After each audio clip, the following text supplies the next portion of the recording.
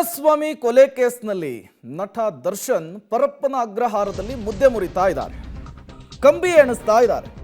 A2 ಆರೋಪಿ ದರ್ಶನ್ ಅವರನ್ನ ಭೇಟಿಯಾಗಿದ್ದಾರೆ.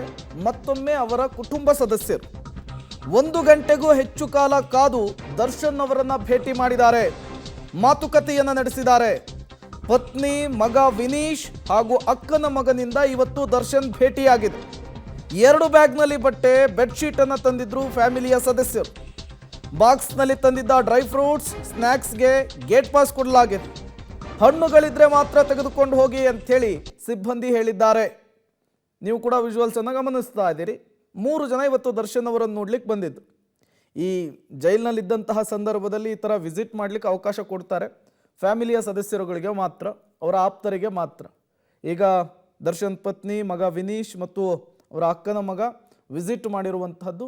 ದರ್ಶನ್ ಜೊತೆಗೆ ಮಾತುಕತೆಯನ್ನು ನಡೆಸಿದ್ದಾರೆ. ಇವತ್ತಷ್ಟೇ ದರ್ಶನ್ ಅವರು ನನಗೆ ಮನೆ ಊಟ ಬೇಕು, ಪುಸ್ತಕ ಬೇಕು, ಬೆಡ್ಶೀಟ್ ಬೇಕು ಅಂಥೇಳಿ ಏನು ಮನವಿ ಮಾಡಿಕೊಂಡಿದ್ರು, ಆ ಮನವಿ 18ಕ್ಕೆ ಪೋಸ್ಟ್ಪೋನ್ ಆಗಿದೆ. ಅವತ್ತು ನ್ಯಾಯಾಲಯ ವಿಚಾರಣೆಯನ್ನು ನಡೆಸುತ್ತೆ. ಈ ವಿಚಾರ ಗೊತ್ತಾಗ್ತಾ ಇದ್ದ ಹಾಗೆ ದರ್ಶನ್ ಕುಟುಂಬದ ಸದಸ್ಯರು ಇವತ್ತು ದರ್ಶನ್ ಅವರನ್ನು ಭೇಟಿ ಮಾಡಿದ್ದಾರೆ, ಮಾತುಕತೆಯನ್ನು ನಡೆಸಿರುವಂಥದ್ದು.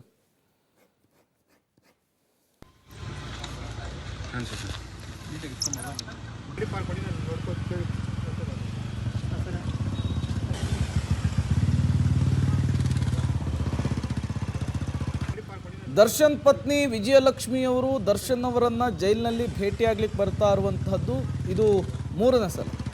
ಒಂದು ಸಾರಿ ಮಗ ವಿನೀಶ್ ಜೊತೆಗೆ ಬಂದಿದ್ದರು, ಮತ್ತೊಂದು ಸಾರಿ ಅವರ ಅತ್ತೆಯ ಜೊತೆಗೆ ಬಂದಿದ್ದರು, ಈಗ ಮತ್ತೆ ಮಗನ ಜೊತೆಗೆ ಬಂದಿರುವಂತಹದ್ದು. ಸಹಜವಾಗಿಯೇ ಗಂಡ ಒಂದು ಸಂಕಷ್ಟದ ಪರಿಸ್ಥಿತಿಯಲ್ಲಿದ್ದಾರೆ. ಇಂಥ ಸಂದರ್ಭದಲ್ಲಿ ಧೈರ್ಯ ತುಂಬಬೇಕು, ಅವರಿಗೆ ಬೆನ್ನೆಲುಬಾಗಿರಬೇಕು ಅನ್ನುವಂತಹ ನಿಟ್ಟಿನಲ್ಲಿ ವಿಜಯಲಕ್ಷ್ಮಿ ಅವರು ನಡೆದುಕೊಳ್ತಾ ಇದ್ದಾರೆ. ಮೊನ್ನೆ ಅಷ್ಟೇ ದೇವಸ್ಥಾನಕ್ಕೂ ಹೋಗಿ ವಿಶೇಷ ಪ್ರಾರ್ಥನೆಯನ್ನು ಕೂಡ ಮಾಡಿದರು ವಿಜಯಲಕ್ಷ್ಮಿ ಅವರು. ಈಗ ಮತ್ತೆ ಗಂಡನನ್ನು ನೋಡಲಿಕ್ಕೆ ಪರಪ್ಪನ ಅಗ್ರಹಾರದ ಜೈಲಿಗೆ ಬಂದಿದ್ದಾರೆ ಮಗನ ಸಮೇತ. ಪತ್ನಿ ವಿಜಯಲಕ್ಷ್ಮಿ ಅವರು, ಮಗ ವಿನೀಶ್ ಹಾಗೂ ದರ್ಶನ್ ಅವರ ಅಕ್ಕನ ಮಗ, 3 ಕೂಡ ಇವತ್ತು ದರ್ಶನ್ ಅವರನ್ನು ಭೇಟಿ ಮಾಡಿದ್ದಾರೆ.